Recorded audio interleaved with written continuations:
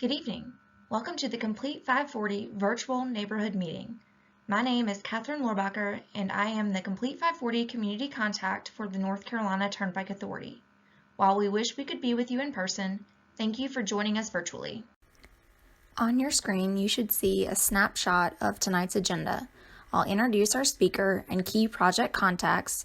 We will receive a short overview of the North Carolina Turnpike Authority and the Complete 540 project, go over construction activities in your area, and then answer any questions. On the phone joining us to help answer questions, we have a panel of the project team from the North Carolina Department of Transportation, the Turnpike Authority, and the Flatiron Branch joint venture. Next, I would like to introduce Dennis Jernigan, Director of Highway Operations with the North Carolina Turnpike Authority. Dennis is in charge of construction for the Complete 540 project and spent 25 years with ncdot before joining the Turnpike Authority almost 4 years ago.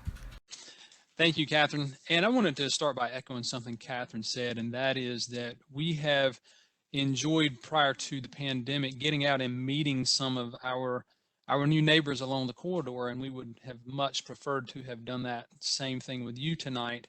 And we're sorry that we can't, but it's obvious. The reasons why we cannot are obvious, but we do appreciate those of you who have joined us tonight.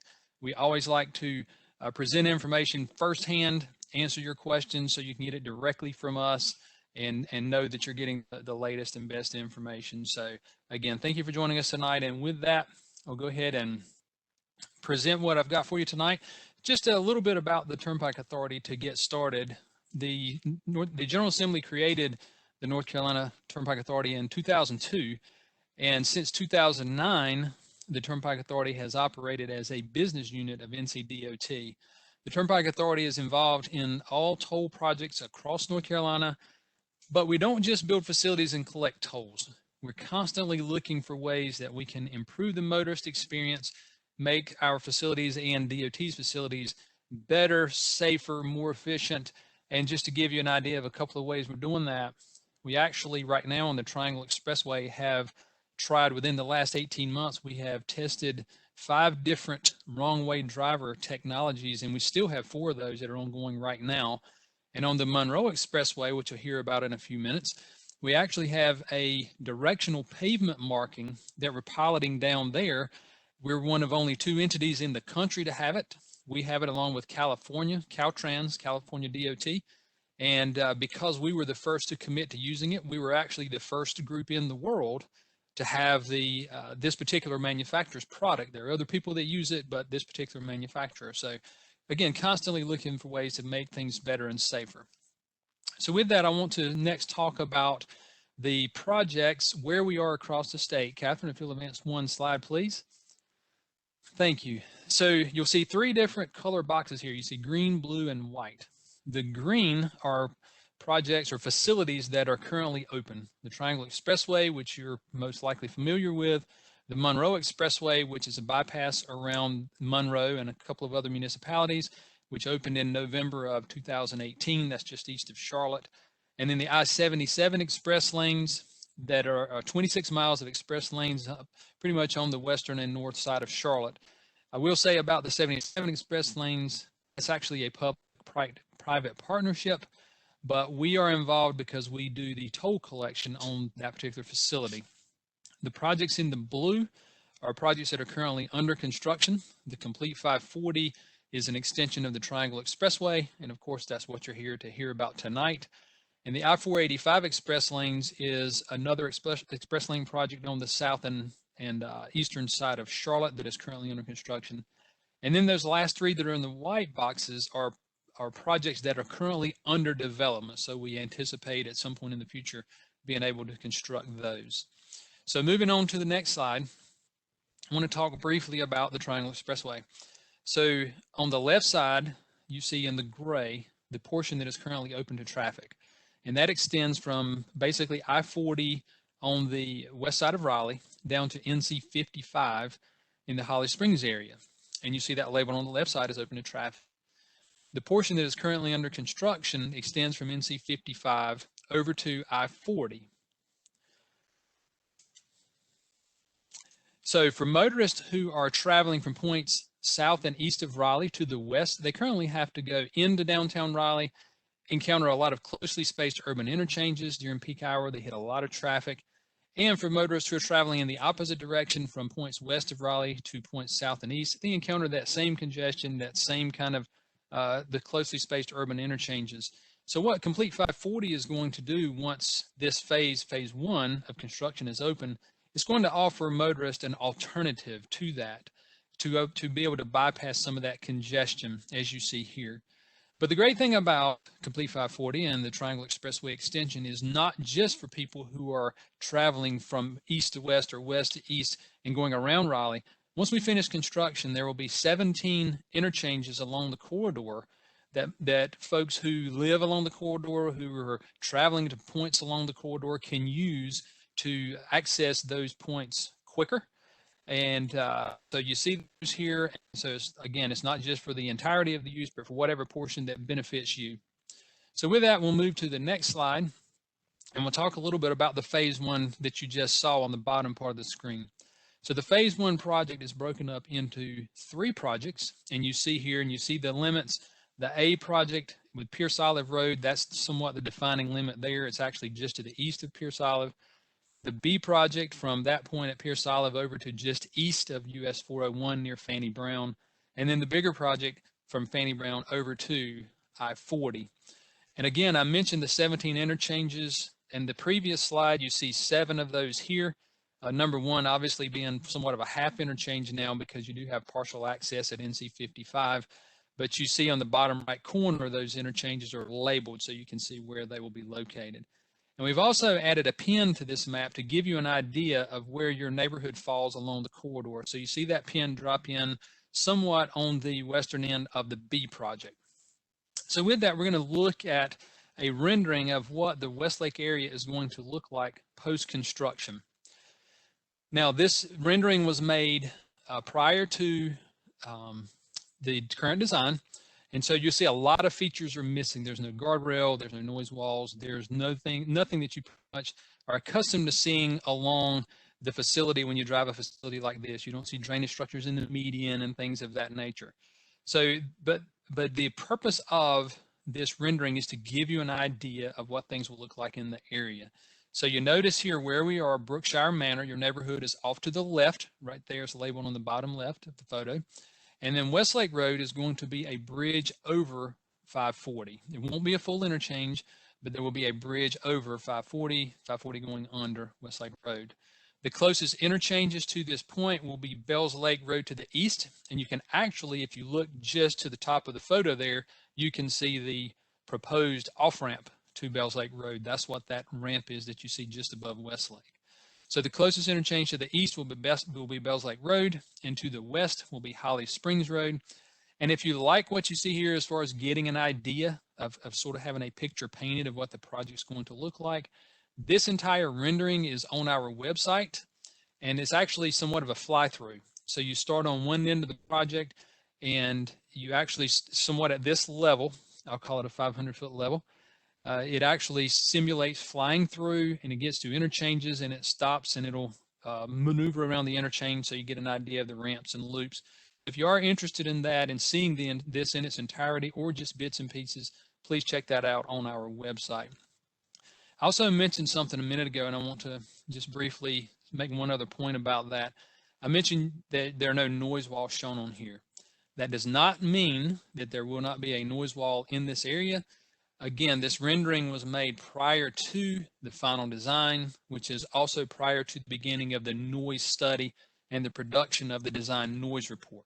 And the design noise report is what we use to determine which areas qualify for noise walls. So again, you'll not see any here. If you watch a video, you'll again notice it's an excerpt from that video, so you'll notice that there's none there. But again, just keep in mind, that does not mean you won't get one. It just means that we are not finished with that study, and we anticipate finishing that study sometime next year. If there is one here, as most of you know, Colonial Pipeline actually goes diagonal through the Brookshire Manor neighborhood. So if there is one here, that is a consideration too. We'll have to cross the Colonial Petroleum facility here. So in the next slide, we're actually going to take a higher level view and look at Westlake and Bells Lake. And you see Westlake here on the left, and Bells Lake, I just mentioned, would be the closest interchange to the east, and you see that there on the right of your photo. So you kind of get an idea of what that interchange looks like. So I wanted to give you that perspective. But one thing I want to mention about this particular slide is you will see these orange lines, and you may have noticed that some of those orange lines go through Castle Lane Court. It goes just north of the wharf property there, right there off Floresta Drive at the corner of Floresta and Westlake. The orange lines represent the original study area, the project study area. So when we're preparing for a project, we don't just come in and look at the 300, 350 feet where the right-of-way is going to go. We actually have to look at a wider area. And then we narrow down where the corridor is going to be based on trying to miss certain environmentally sensitive areas or certain maybe high-density populations. And so that's why you see the orange lines there. So don't look at those and wonder why you haven't been contacted by a right-of-way agent, or you think your house is going to be taken. If you haven't been contacted by now, you're good. If you have been, hopefully we're settled, but that's the purpose of the orange lines. Just wanted to explain that and why they're here in the photo. So the next slide we're going to see is actually a zoomed in area to the entrance of Brookshire Manor. So we've had the wider area, now we're getting closer and getting a little lower on our photo. And a couple of things to point out here on this particular slide. You notice that Westlake Road is shifting to the east or to the right, away from your neighborhood, and Floresta Drive is extending to meet that. There are a couple of things that are accomplished by moving Westlake over to the right. First of all, there are currently several curves along this stretch, and this proposed alignment actually results in less curves. It doesn't necessarily make the road completely straight, but it makes those curves, number one, there's less of the curves, and they're flatter. They're longer, flatter curves, which makes them safer. Secondly, a new alignment or a temporary detour would be needed here because of the bridge that has to be built over 540. This particular alignment utilizes both. So you see here the portion where we're putting Westlake on a new alignment, and in a few slides you're going to see where the temporary detour is going to be. A portion of Westlake will be placed on a temporary detour, and I'll show you that in just a minute. And then another point is pushing the alignment to the east reduces the potential impacts to the Brookshire Manor neighborhood. If we had gone to the west, you see there's two homes that are right there fronting Westlake, if either with a temporary detour or a new alignment. So pushing it to the east avoids those residential impacts to the Brookshire Manor neighborhood. So going to the next slide, it's pretty much the previous slide with those property lines added here. And so from that, we'll move to the next slide, and the next slide is an excerpt from the public hearing map. And I mentioned earlier about how we are moving Westlake to the east for part of the alignment, and then we utilize a temporary detour for part of the alignment. So Catherine, if you will, take the pointer and kind of like that yellow area there in the middle to the left of the bridge. There we go. You see Catherine has the laser pointer there, and you can see how from the existing roadway is the gray with the hash, and then Catherine's laser pointer is we're going to build a temporary detour to get around the area where the contractor will build the bridge, and that gives him room to build the bridge. And the other thing I want to point out on this particular slide is you notice how the curve, I mentioned the curvature of Westlake earlier, and especially as you get down under the bridge area, and you can see how it currently curves. If you're headed south somewhat, I'm not going to say sharply to the right, but it's more abrupt than what's now. And then you see the proposed alignment and how you've got sort of a gentle sweeping curvature throughout the entirety of Westlake in the corridor where we're building it. And then finally, we're going to look at an excerpt from the plan sheet. As Catherine clicks, what you're going to see is existing Westlake is going to show up in blue, and you'll see that, there we go, that animation coming off screen. And then the yellow is the proposed alignment, and that'll be more toward the bottom. That gives you an idea of some of the features that are going to be in here. You'll notice between the blue and the yellow, there's some arrows that point off to the right, and that is the center line of a ditch that flows to the north.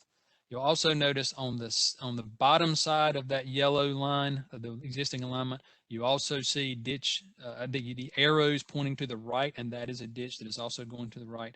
So we're collecting the water from that area and taking it to the north to the natural discharge up there.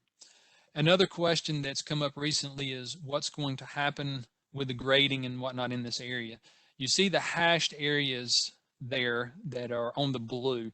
And what that is if it's not hashed, then that means it's within the construction limits, and the contractor is going to take that out anyway. So from roughly the middle of the picture to the right, it's not hashed. We're actually, the portion of Westlake on your side, on the west side, is actually going to be lower than existing now. And so that pavement's going to come out as part of construction. The other hashed areas are going to come out as well. And then you see the tie-in back to Floresta Drive on the top left of the photo. Actually where, because Westlake is going to be lower on your side of the road, we're actually putting new pavement in to bring Floresta down to the new alignment, which will push the water. It will take the water and take it toward the west side of Westlake. So a couple of things I wanted to point out before we leave this slide, and I'm going to turn it over to Catherine to go over a safety topic before we open the floor to questions. If you take a look along the corridor, especially if you're looking at plans, and I don't know how many of you are familiar with looking at plans, but if you look at this set of plans here, you can see that based on us pushing the road to the east or to the bottom in this particular case, you can see the right-of-way expands pretty significantly. I say pretty significantly. It's about twice as much right-of-way as we have now. And you will see that if you look at plans or as you look at construction as it progresses along the corridor, what you're going to see is that in a lot of cases, the right-of-way in those places is wider than the current right-of-way is now and the facilities that are there now. You're also going to see some construction that's wider. You're going to see extra turn lanes. You're going to see wider bridges. You're going to see things like that. And the reason that's there, as part of our planning process and our design for 540, not only 540, but the roads that intersect it, we collaborate with local and county governments, NCDOT and their local division office for projects that are upcoming in the area, the local capital area metropolitan planning organization, and we try to accommodate their long-range plans. We try to build bridges that will accommodate their future widths, their future road widths. We try and buy right-of-way in the vicinity of the project that is wide enough to accommodate their future plans. Otherwise, we may purchase right-of-way today, and then somebody has to come in from one of those organizations later and reach out to the same property owners to buy right-of-way again. And in some cases, it might be soon after we finish our construction. And people they have a tendency not to like that. You know, they want people to get in, get what they need, and not come back. And that's what we try to do with those collaborations. But that hopefully will help explain why you see the wider bridges with the wider right-of-way widths and things of that nature. And we had that same collaboration on Westlake Road. And the local metropolitan planning organization, it's called CAMPO, and I just mentioned that Capital Area Metropolitan Planning Organization. They have designated Westlake Road as a minor thoroughfare. They anticipate future widening, and they anticipate a horizon year of 2035. And so that is why you see the wider right-of-way width here. I know that is something that is of interest to you, but just to let you know, that is why we're not only purchasing but preserving right-of-way for those purposes for future construction. So with that, that concludes the briefing that I had for you tonight. So I'm going to turn it over to Catherine, and I think she's got some safety information she wants to share. Thank you, Dennis. In general, safety is the most important concern for our construction team as well as the Turnpike Authority. Please use caution in and around construction zones at all times. And since the work is so close to your neighborhood, please keep children away from any specifically delineated construction zones. For more information on the Complete 540 project, please visit ncdot.gov/complete540. If you would like to email us, you can reach us at complete540@ncdot.gov, or feel free to give us a call at 1-800-554-7849. Or you can follow us on Twitter at ncturnpike or at @NC_QuickPass.